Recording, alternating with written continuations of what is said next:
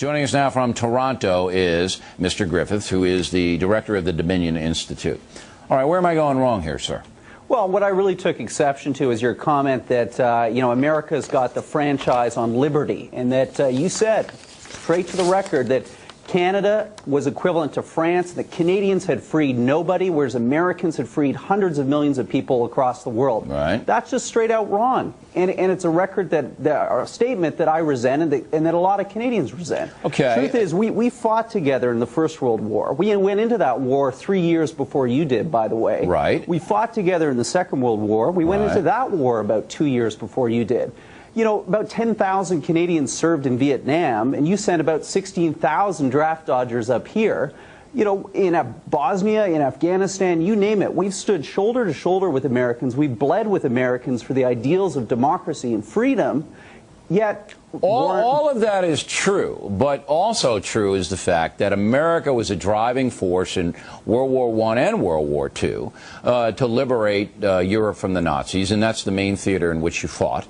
And Canada helped, and Canada also helped in Afghanistan, by the way. And, that's right. and we respect that immeasurably. But my point was that the Canadian media and the Canadian education system is now skewing their reportage about America so that all of these children, millions of Canadian children, feel that we are an evil force in the world. They're not providing perspective to the children up there, and I believe I'm absolutely correct, sir.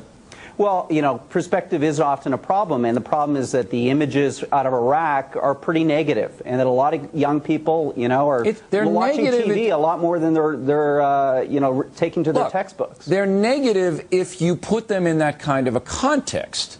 Certainly no American wants anybody else killed in Iraq.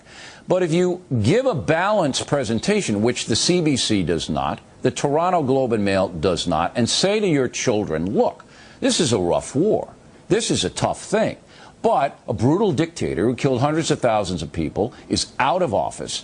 56 million Iraqis, or whatever it is, 36 million, have a chance at self-determination. So it's not black and white. America is not the bad guy in Iraq. It might have been a mistake, but we're not the bad guy, Mr. Griffiths, and we are being portrayed in your country as such. No, you're not. A lot of Canadians here, you know, public opinion in Canada was pretty divided going into that war. When you got 64% of French-Canadian teenagers saying America's a force for evil, you got a problem in the media and education up there. Look, I think this is a temporary problem, but it's a problem for Americans, and it's a problem with this. Not a problem for America. We have a balanced media here. You don't. Well, look, I think you've got a real responsibility as one of the leading network personalities in America to give a balanced assessment of Canada and Canadians' views. You can't just cherry pick one statistic out of hundreds of surveys and say that that's Canadians' views of Americans. We have been tough on Canada because Canada, Chrétien particularly, has been brutal on us.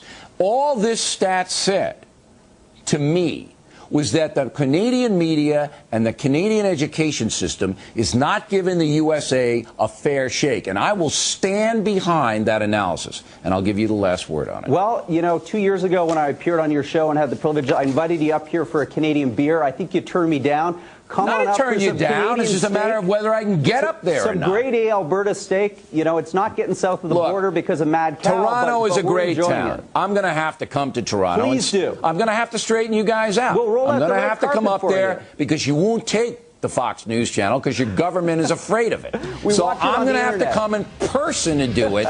Tell your government to take us, and then you can watch us every night, and then the kids will get a fair shot. Okay, you're on record. You're coming up to Toronto. All right, Mr. Griffiths, thank you very much. We appreciate it.